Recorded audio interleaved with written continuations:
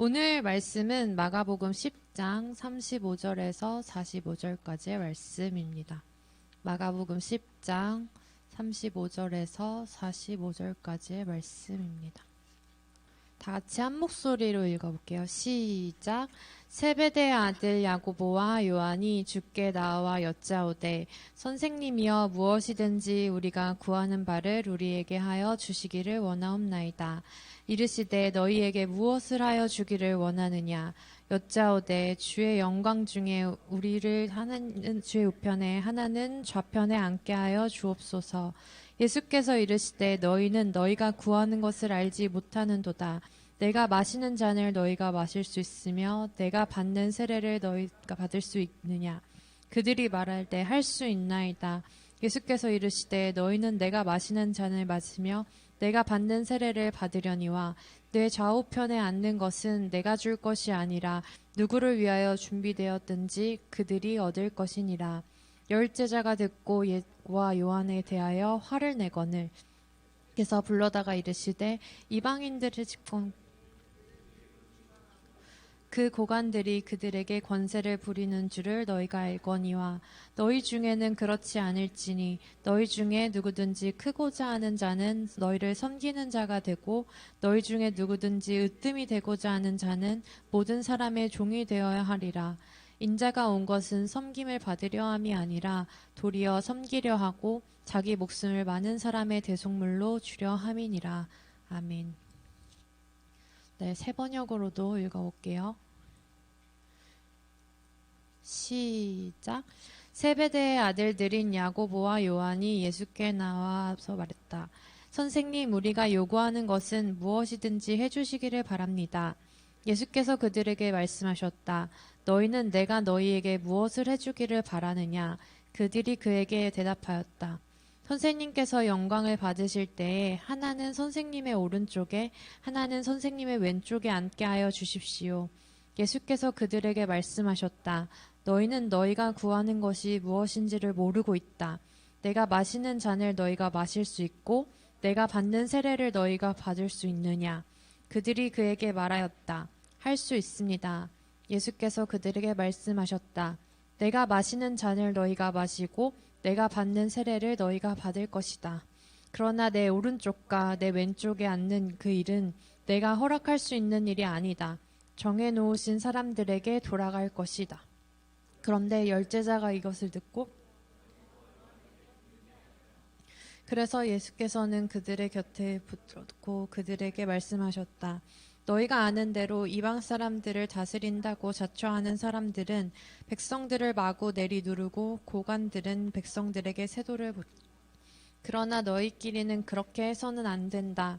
너희 가운데서 누구든지 위대하게 되고자 하는 사람은 너희를 섬기는 사람이 되어야 하고 너희 가운데서 누구든지 으뜸이 되고자 하는 사람은 모든 사람의 종이 되어야 한다. 인자는 섬김을 받으러 온 것이 아니라 섬기려 왔으며 많은 사람을 구원하기 위하여 치를 몸값으로 자기 목숨을 내어주러 왔다. 아멘. 네, 고등부에서는 개역개정, 우리가 가지고 다니는 성경이 이제 개역개정 4판인데요. 요거를 읽고, 그리고 새번역이라는 이제 새롭게 한 번역의 또 다른 버전을 읽어요. 성경에는 또 여러 가지 번역이 있거든요. 뭐 공동 번역도 있고, 개역개정 전에는 개역 한글도 있고, 이렇게 하는데, 똑같은 말을 좀 다르게 해석하기도 하고, 그리고 좀 새로운 표현으로 쓰기도 하고 해서 여러분들의 이해를 돕고 이 성경 본문이 조금 더 확장되길 바라는 마음으로 이제 두 가지 본문을 읽고 있습니다. 새 번역은 이제 여러분들이 새 번역 성경책까지 가지고 올 수가 없기 때문에 이제 PPT로 보는데, 성경 어플 중에서도 새 번역이 있는 어플들이 있어요. 그런 거 한번 찾아보시면 저는 하여튼 저는 무슨 어플 쓰냐면 가피풀 성경을 쓰거든요. 근데 이거는 새 번역이나 요거는 좀 유료 버전이어가지고 돈을 조금 주고 새 번역을 쓰고 있는데, 여러분들도 한번 찾아보셔서 내가 보고 있는 성경이 무슨 번역이 있는지 이런 걸 확인해 보시면 조금 한 본문 볼 때 조금 더 풍성하게 보실 수 있을 것 같고요. 그리고 이제 젊은 날의 시편, 이제 드디어 좀 쓰는 방법을 알려드릴게요. 거기 밑에 보면은 막 적어놨죠. 뭐 요약해도 좋고, 뭐 질문 적어도 좋고, 편지 써도 좋고, 그림 그려도 좋다. 그래가지고 내가 오늘 설교를 간직하고 싶은 방법으로 작성을 하시면 되고요. 그리고 제가 뭐 이렇게 꼼꼼히 읽진 않지만 이렇게 쓱쓱 봐요. 그러면은 아직 요런 게 친구들은 궁금하구나, 이게 해결이 안 되구나 하면은 그 다음 설교에 반영하기도 하고 하니까 여러분들이 만약에 오늘 설교 듣다가 궁금한 점이 있으면 거기에 적어 주셔도 좋습니다.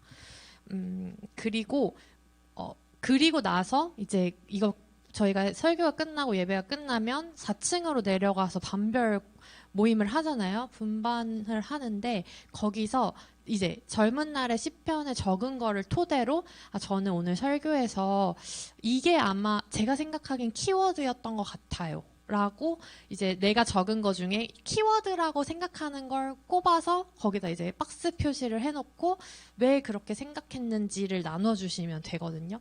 그래서 저희가 뭐 따로 성경 공과가 없기 때문에 여러분들이 설교에서 들은 거를 잘 기억해서 반에 가서 거기에 대한 본인의 생각을 이제 말씀해 주시면 됩니다.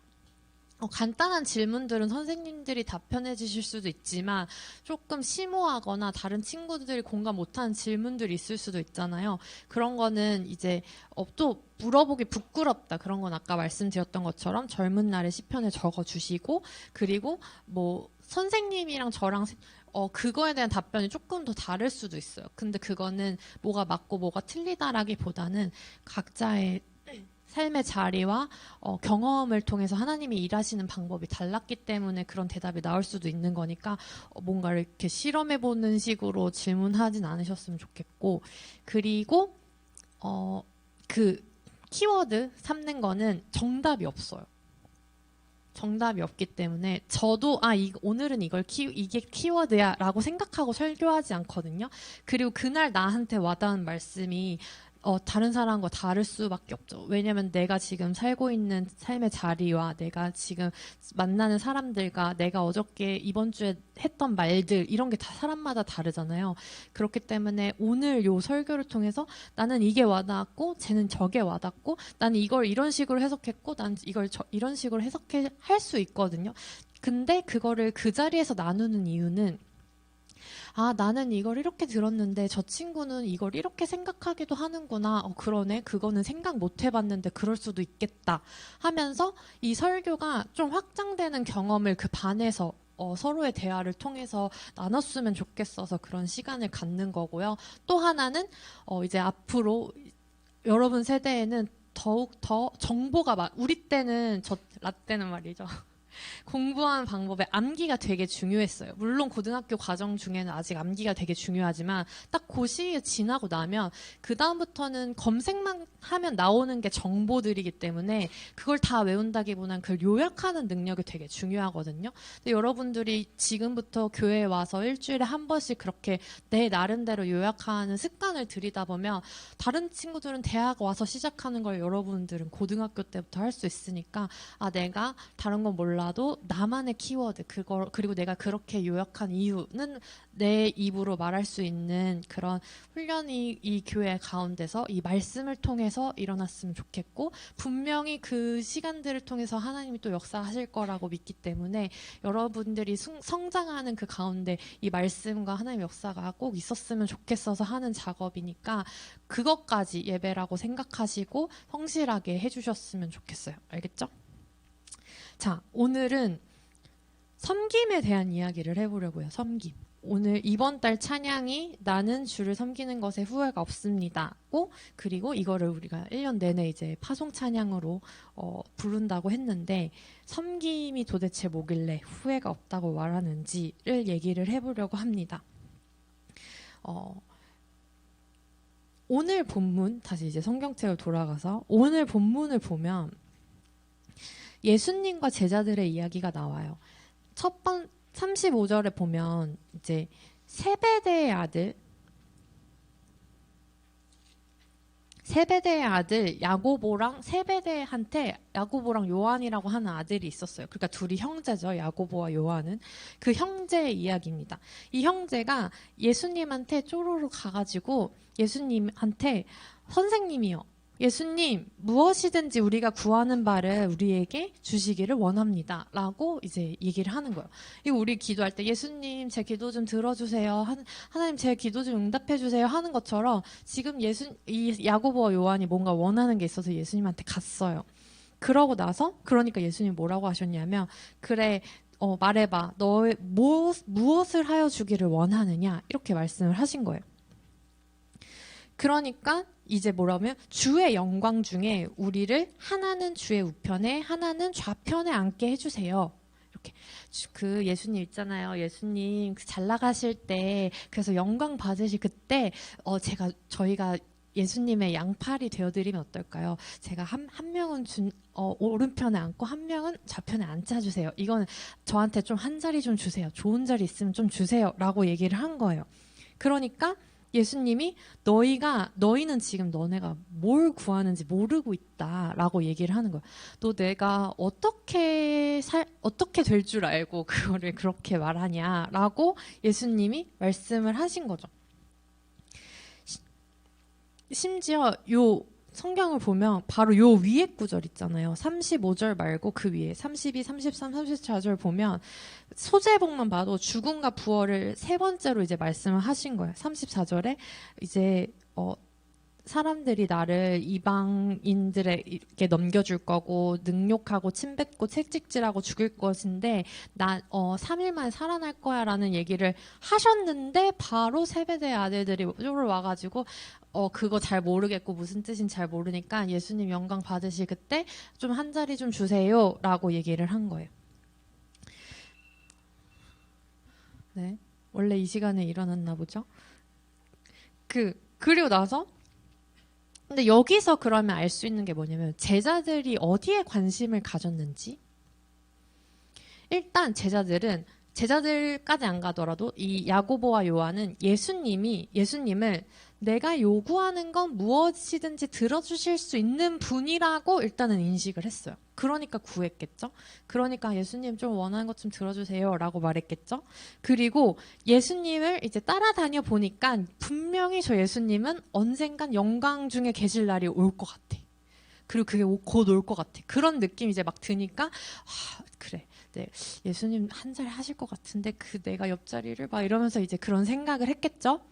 그래서 예수님이 영광 받으시는 그날에 하나는 우편에 하나는 좌편에 앉혀달라고 말했어요. 약간 저랑 제 동생 좀 잘 좀 부탁드려요. 막 이러면서 아니면 저랑 우리 형 좀 한 자리 좀 주십시오. 이렇게 얘기를 한 거예요. 그리고 이거에 대해서 쟤네는 따라다니면서 어떻게 그런 걸 요구할 수 있냐라고 지금 우리는 생각할 수 있지만 보면은 41절에 보면 10 제자가 그거를 듣고 야고보와 요한에 대해서 화를 냈어요. 화를 냈다는 건 뭐냐면 다른 제자들도 그렇게 생각을 했다는 거죠. 그러니까 내가 먼저 말할 걸. 쟤네 선수 쳤네. 이런 식의 이제 이 타이밍에 저걸 말한다고 하면서 화가 난 거예요. 쟤네는 의리도 없이 지들만 오른편 우편에 앉혀달라고 하냐. 그동안 같이 다녔던 거 생각도 안 하냐. 뭐 하면서 거기서 나왔던 분노죠. 안 그러면 그 얘기를 이제 이 제자들이 화까지 낼 필요는 없는데 얘네들도 언젠가는 그 우편에 아니면 좌편에 아니면 예수님 한 최측근으로서 뭔가 있고 싶었는데 얘네가 먼저 선수 쳐서 그걸 말하니까 쟤네는 진짜 어떻게 저러냐 이 타이밍에 저걸 말한다고 하면 의리도 없이 자기들만 달라고 한다고 하면서 화를 냈던 거예요. 그러니까 똑같이 했고 나도 원했던 건데 쟤네가 지금 가로채고 있다고 생각을 한 거죠. 뭔가 쟤네가 그걸 가로채려고 하네. 내 거일 수도 있었는데 하면서 이 다른 제자들에게도 똑같은 욕망이 있었던 거예요. 근데 제자들이 생각했던 그 예수님의 좌우편은 그럼 어떤 모습이었을까요? 어떤 모습이었을까? 도대체 제자들이 예수님의 오른편과 왼편을 어떻게 생각했길래 앉혀달라고 한 걸까요? 그리고 어떻게 생각했길래 다른 제자들은 화까지 냈을까요? 어때요? 좀 좋을 것 같아요? 예수님 옆자리? 예수님 옆자리 좋을 것 같아? 내 예수님 옆자리 약간 뭔가 어깨 이만큼 올라가가지고 그래 나 약간 나 예수님 옆자리야 이렇게 할 수 있을 것 같아요. 그리고 이걸 어떻게 생각했길래 그리고 얼마나 간절히 원했길래 무엇을 하여 주기를 원하느냐라고 말하자마자 그렇게 말했을까요? 여러분들 예수님이 어느 날 여러분들한테 내가 너한테 뭐 해주기를 원하니? 라고 했을 때 뭔가 바로 대답할 수 있는 게 있으신가요? 바로 대답한 게 있다면 그거는 내가 지금 1순위로 생각하는 가장 중요한 거, 가장 원하는 거, 가장 하고 싶은 거겠죠? 근데 지금 이 야고보와 요한은 거기에 가장 먼저 자기가 먼저 떠보긴 했어. 그러니까 가장 먼저 지금 오른편 우편에 그 한 자리를 달라고 얘기를 한 거예요. 지금 제자들의 관심은 그 한 자리를 맡는 거, 좋은 자리를 차지하는 거에 있어요. 그 한 자리는 분명히 남들이 탐내고 못 가지면 화낼 만큼 화려하고 명화롭고 좋은 것일 거예요. 그러니까 바로 말하고 화내고 이렇게 했겠죠. 근데 이건 이제 제자들이 생각한 거가 화려하고 영화롭고 좋았던 거고, 예수님이 말한 거는 너네 그 자리가 어떤 자리인 줄 알고 그렇게 말해 라고 하시면서 이제 42절에 보면 이방인들의 집권자들이 그들의 의미로 주관하고 그 고관들이 그들의 권세를 부리는 줄 너희가 알거니와 라고 말했어요. 그러니까 예수님이 눈치를 채신 거예요. 얘네가 달라고 하는 이 한 자리, 좌편에 우편에 앉는 거는 내가 좀 뭔가 정치적으로 잘 나갔을 때를 말하는 거구나 를 지금 예수님이 눈치를 채신 거죠. 그러니까 제자들의 질문의 의도와 그 한 자리가 어떤 생각에서 나왔는지를 파악하고 이렇게 말씀하시는 거예요. 제자들 입장에서 봤을 때는 예수님을 따르는 사람들이 점점 많아지고 영향력이 커지는 게 눈에 보이니까 분명히 예수님이 큰 일을 하시긴 하실 건데 이 나라를 좀 뭔가 어떻게 뒤바꾸실 것 같은 기대가 있었던 거예요. 근데 그 나라를 뒤바꿀 것 같은 그런 큰 일은 제자들이 생각했을 때 이 로마의 통치에서 벗어나는 거. 그러니까 정치적으로 예수님이 뭔가 반란을 일으키거나 어떤 그런 권력을 장악해가지고 다시금 이스라엘이 영화롭게 되는 그때를 이 제자들은 생각했던 것 같아요. 예수님이 말해왔던 하나님 나라를 이제 로마로부터의 이스라엘 회복을 떠올렸던 거죠. 로마로부터 지배 없이 자유로운 나라일 거라고 생각을 한 거예요. 그러니까 이거는 눈앞에 보이는 것들로 예수님의 영광과 하나님 나라를 판단한 거라고 볼 수 있어요. 그리고 그 영화롭고 영광과 그 눈에 보이는 하나님 나라에서 나를 좀 눈에 보이고 화려한 좋은 자리에 앉혀달라고 줄을 이제 선 거죠. 그러니까 일종의 뭘 주면서 말했는지는 모르겠지만 로비를 먼저 한 거죠. 그 옆자리 제가 좀 차지해도 되겠습니까? 이렇게 한 거예요. 그러니까 제자들이 그동안 예수님을 따라다니고 섬겼던 이유는 이것 때문이다라고 말하기에는 너무 이렇게 한 거고, 처음부터 그랬던 건 아닐 수 있지만 뭔가 눈에 보이고 이제 사람들이 막 따라다니고 영향이 커지니까 요 사람들 이렇게 좀 다스릴 때 그 옆자리에만 앉아 있어도 내가 어떤 명예나 권력을 잡을 수 있을 것 같다는 생각이 들었던 거죠. 더 큰 사람이 되고 싶고 으뜸이 되고 싶었던 마음이 제자들 안에 이제 들어온 거예요. 그리고 계산을 하기 시작한 거죠. 이 정도 예수님을 따르고 섬겼으면 적어도 내가 요 정도 권리는 가져도 되지 않을까? 내가 요 정도 자리를 얻고 이 정도 섬김을 받을 수 있는 거라는 자기들만의 이제 계산이 있었던 거죠. 근데 예수님의 계산은 달랐어요. 오늘 말씀 43절에 보면 너희 중에는 그렇지 않을지 너희 중에 누구든지 크고자 하는 자는 너희를 섬기는 자가 되고 너희 중에 누구든지 으뜸이 되고자 하는 자는 모든 사람의 종이 되어야 하리라.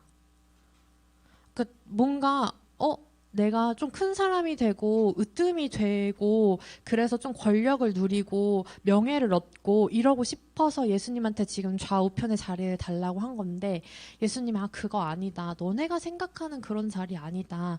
너네가 큰 사람이 되고자 하려면 오히려 섬기는 자가 되어야 된다. 그리고 으뜸되는 자가 되려면 오히려 종이라고 생각할 정도의 그런 헌신과 희생이 필요하다 라고 얘기를 하신 거예요. 그러면서 내가 온 이유는 본인 얘기를 하기 시작한 거죠. 왜냐하면 나도 섬김을 받으려고 이 자리에 온 게 아니다. 오히려 섬기려고 온 거다. 그리고 자기 목숨, 내 목숨을 많은 사람의 대속물로 주려고, 구원을 이루게 하려고 왔다라고 예수님이 말씀을 하신 거예요. 그러니까 제자들은 내가 이 정도 헌신하고 예수님 이 정도 따라다니고 이 정도 섬겼으면 이 정도 명예와 이 정도 권리와 이 정도 권력은 가져도 되지 않을까. 내가 예수님 오른편이나 왼편 정도의 한 팔 정도는 맡을 수 있지 않을까라고 생각했지만 예수님이 그거 아니라고 지금 말씀하고 계신 장면이에요. 여기서 섬김이랑 욕망 이 뭐가 다른지를 이제 알려드리려고 하는데, 예수님이 영광 받으시는 날, 영광 중에 계실 때 예수님의 오른편에 있는 거, 한 자리 차지하는 거, 그럼 그거 나쁜 걸까요?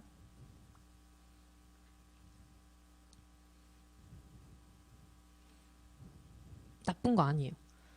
당연히 그럴 수 있죠. 내가 지금 헌신하고 따르는 나의 주님인데 내 주님 옆에 있을 수 있다면 그거는 나쁜 게 아니죠. 그리고 크나큰 영광이라고 볼 수 있을 거예요. 예수님 옆에 내가 있을 수 있구나. 예수님이 나를 좌우편에 앉혀주셨구나. 이거는 엄청난 영광이고 내 지난 날들이 보상받는 느낌이 들 거예요. 근데 제자들은 그 자리가 어떤 자리인지 잘 모르고 이걸 한 거죠. 예수님의 좌우편은 어떤 자리였나요? 예수님의 가장 큰 영광이 어디서 이루어졌게요? 예수님의 영광은 십자가, 그 죽음, 그 다시 살아나심, 거기서 가장 영광스러웠는데 그 죽음, 그 옆에 있겠다고 지금 자기가 무슨 말 하는지도 모르고 그 좌우편에 있게 해달라고 지금 얘기를 한 거예요. 여러분 만약에 다시 이제 예수님의 가장 영광스러운 자리가 그 십자가였고 그 죽음이었다. 여러분 예수님 좌우편에 계시고 싶으신가요?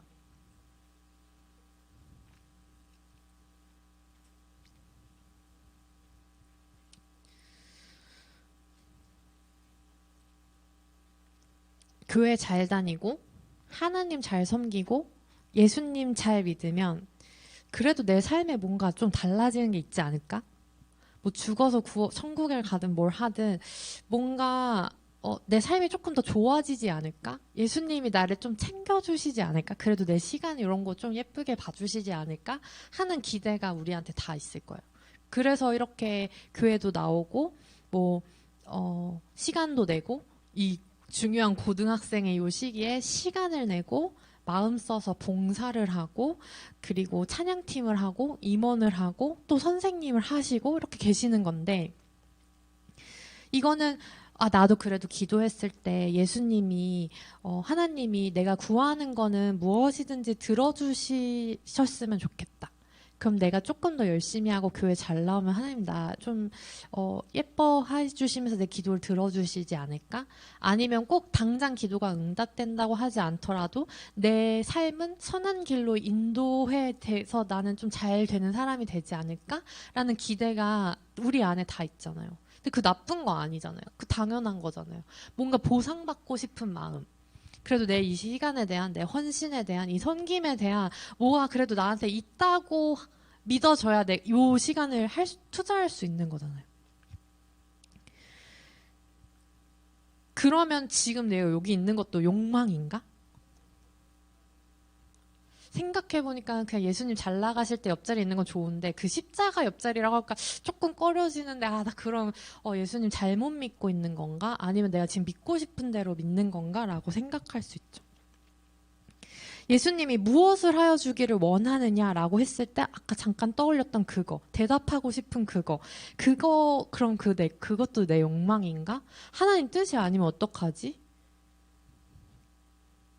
그럼 이제 또 내가 잘 믿고 있는 게 맞는지 이제 불안하기도 하고 걱정이 되기도 하고 막 혼란스럽기도 할 텐데요.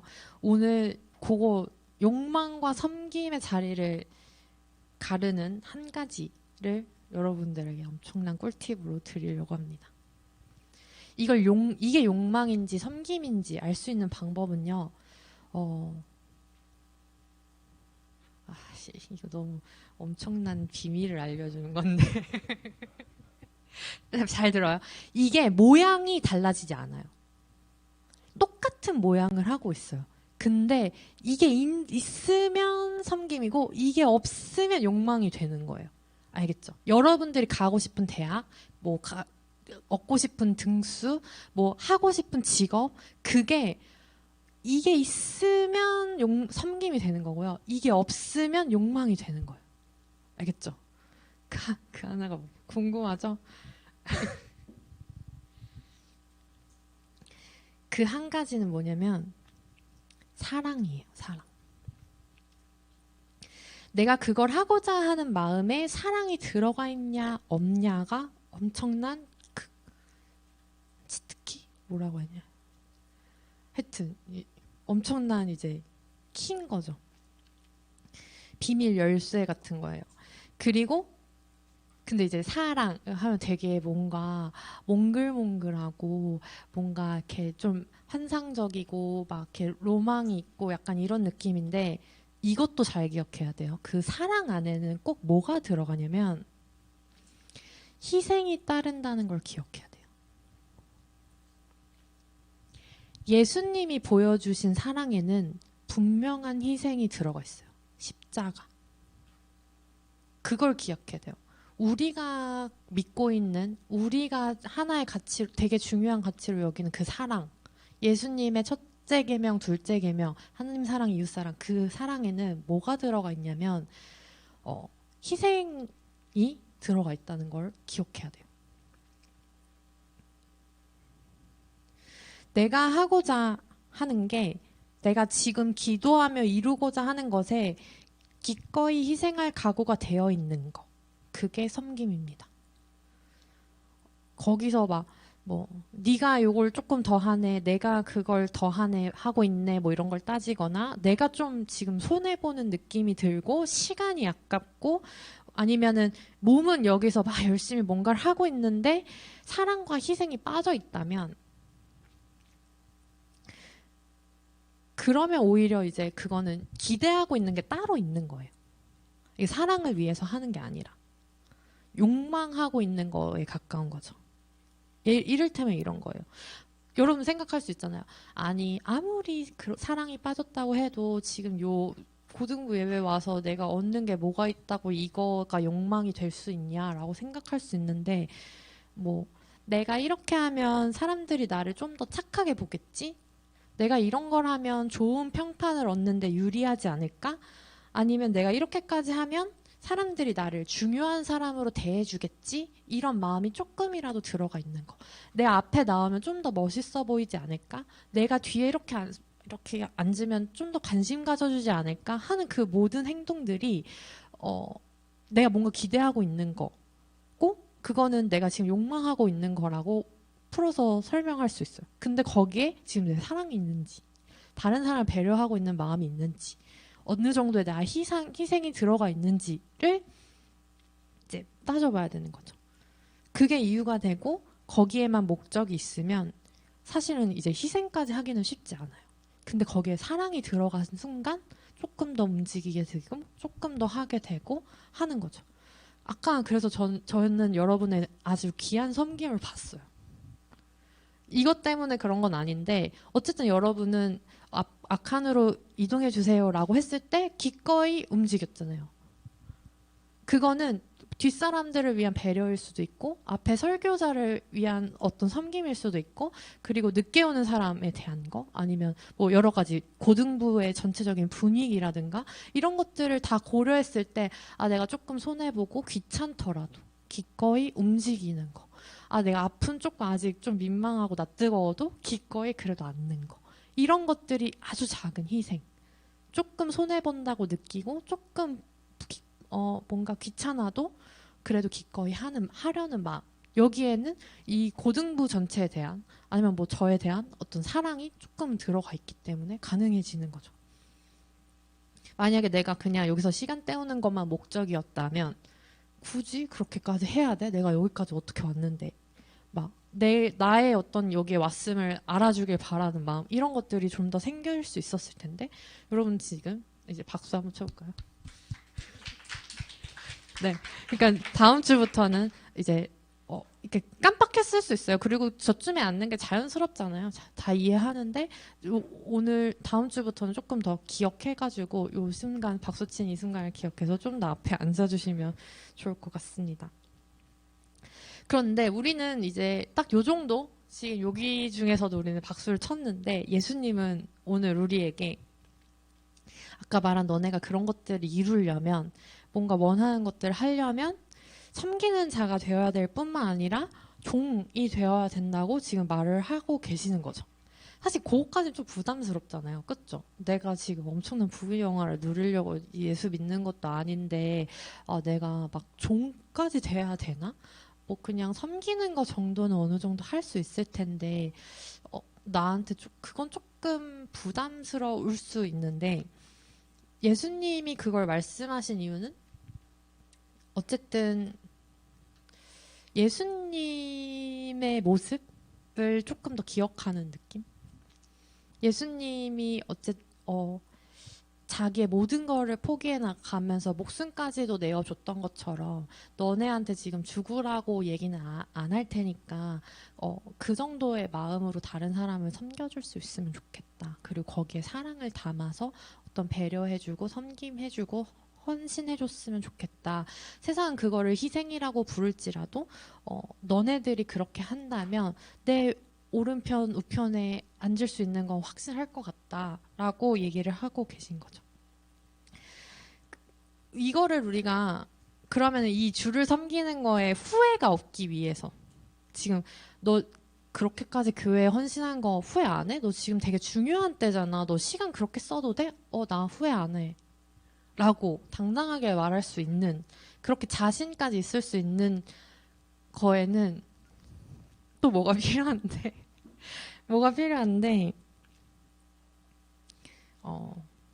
이것도 믿음이 필요해요. 예수님이 오신 이유가 섬김을 받으려고 오신 게 아니라 도리어 섬기려고 오신 거고 자기 목숨을 희생해서 많은 사람을 구원하기 위해 자신의 몸을 기꺼이 내주는 그 헌신과 섬김을 하신 분이 내 주님이시다라는 거를 고백하고 믿었을 때 난 그분처럼 살고 싶어. 그리고 그렇게 사는 게 결코 손해보는 게 아니야. 오히려 그 사랑을 통해서 이 사람이 회복되고 내가 사람을 살리고 구원하는 일에 나도 구원받고 다른 사람도 구원시키는 일에 내가 참여할 수 있어 라는 확신이 생기면 그런 믿음이 있으면 이 섬김에는 후회가 없죠. 다른 사람들은 너 왜 그렇게 시간 낭비해? 너 그렇게 하는데 너 에너지 다 쓰면 공부는 언제 하려고? 뭐 이런 얘기들을 했을 때 아니 나는 사실은 내 삶의 큰 가치에 있어서 내 삶의 큰 목적에 있어서 예수님을 따라가고 예수님의 제자로 사는 게 내 삶의 목표야. 난 그런 삶을 믿어.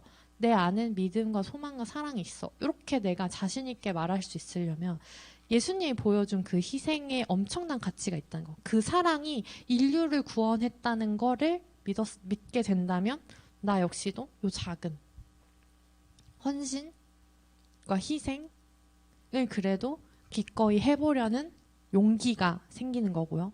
그리고 거기에 이제 확신이 생기면서 후회를 하지 않게 되는.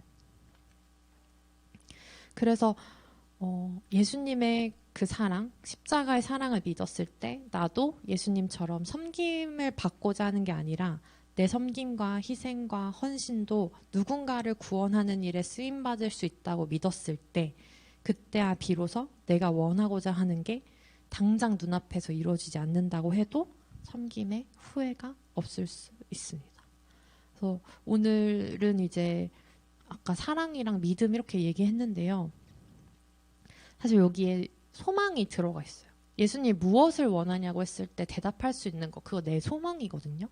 그러면 다시 이렇게 잘 조합해보면 내가 가지고 있는 소망에는 사랑도 필요하고요. 믿음도 필요해요.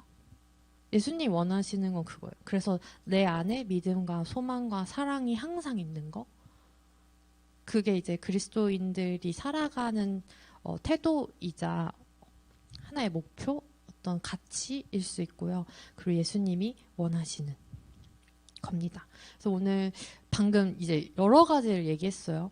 그러면 근데 내 마음에 확 와닿는 거 있잖아요. 그거 그러니까 일단은 요약 이걸 오늘 설교를 한마디로 정리하면 이거겠다라고 하는 그걸 키워드로 잡으셔도 되고요. 아니면 이거가 오늘 설교를 통틀어서 요약하는 건 아닐지라도 나 오늘 이 단어에 꽂혔다 하는 거에 이제 네모 치셔도 돼요. 그래서 여러분들이 반해서 저는 이게 요약은 아니지만 저는 오늘 이 단어가 특히 와닿았어요. 왜냐하면 이게 이렇다고 하는데 이렇더라고요. 저는 이번 주에 이런 일이 있었는데 이렇게 하면 다음 주는 더 좋을 것 같아요. 뭐 이런 얘기들을 하시면 됩니다. 거기에 자기 삶이 들어가면 가장 좋고요. 내 삶을 오픈하기가 조금 어려우면 그 이유라도 이제 얘기하다 보면 점차 이렇게 되고 이제 지금은 이 키워드 잡는 것만으로도 되게 훌륭한데 요거를 한 몇 달 뒤에 요게 좀 자리 잡은 반이 있다. 우리는 애들이 이거를 벌써 이렇게 한다고 해. 몇 주 지나지 않았는데 키워드 딱딱딱 말하고 이유 딱딱딱 말해. 그러면은 그렇게 1년을 가면 좀 재미없을 수 있으니까 이제 그 다음에는 요거를 한 주 동안 붙잡고 살려면 어떤 기도가 필요할까? 서로 이 친구가 이 말씀을 붙잡고 한 줄 살아갈 수 있도록 기도해주기도 하고 그런 것 기도 제목을 나누기도 하고 이런 시간들이 이제 반 안에서 이루어졌으면 좋겠고요. 그렇게 반을 통해서 성도의 교제가 이루어지기를 바랍니다.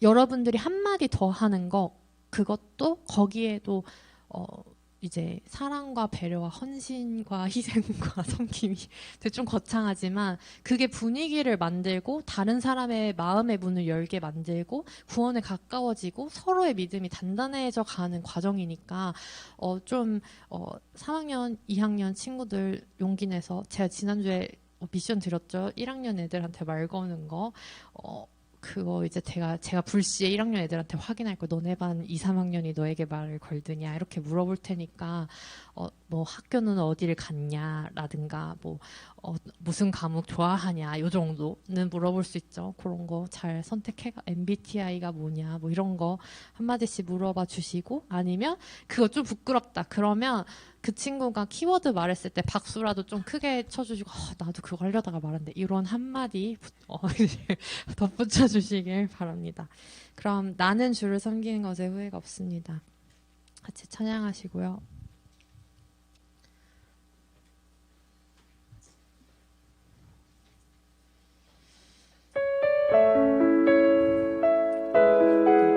찬양하실 때 준비하신 헌금도 같이 드리시겠습니다.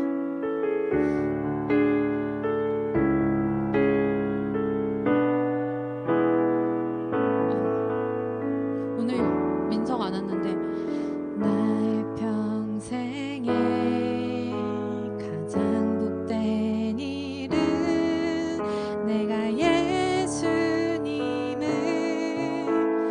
만난 것이라 나의 평생에 가장